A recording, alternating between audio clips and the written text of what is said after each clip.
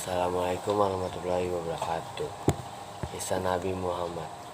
Nabi Muhammad SAW lahir di kota Makkah pada 12 Rabiul Awal tahun Gajah bertepatan dengan tahun 570 Masehi.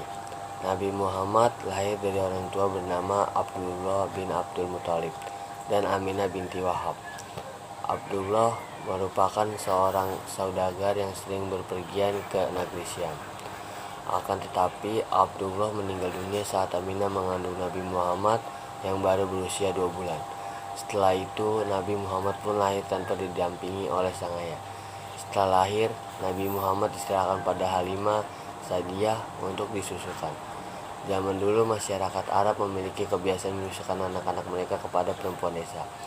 Hal ini bertujuan agar anak-anaknya tumbuh di lingkungan pedesaan yang udaranya masih bersih. Nabi Muhammad pun tinggal bersama ibu susunya di susun Bani saat 4 tahun. Selanjutnya di usia 6 tahun sang ibu pun wafat. Kemudian Nabi Muhammad SAW dirawat oleh kakeknya dari pihak ayah yaitu Abdul Muthalib.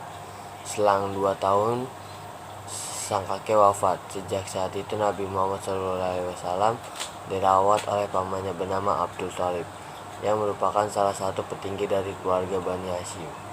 Nabi Muhammad SAW pun sering ikut berdagang ke Syam bersama pamannya. Tumbuh dewasa, Nabi Muhammad SAW menikah dengan Siti Khadijah. Siti Khadijah adalah wanita terpandang cantik dan berasal dari golongan orang berada di Arab. Nabi Muhammad menikah pada saat berusia 50 tahun, sedangkan Khadijah saat itu berusia 40 tahun. Nabi Muhammad SAW mendapat wahyu saat usia 40 tahun. Setelah mendapat wahyu dari Allah Subhanahu wa Ta'ala, Nabi Muhammad SAW pun melakukan dakwah. Pada awalnya, dakwah yang disampaikan dengan cara bersembunyi-sembunyi. Nabi Muhammad SAW wafat saat berusia 63 tahun. Beliau mengalami sakit dalam beberapa waktu.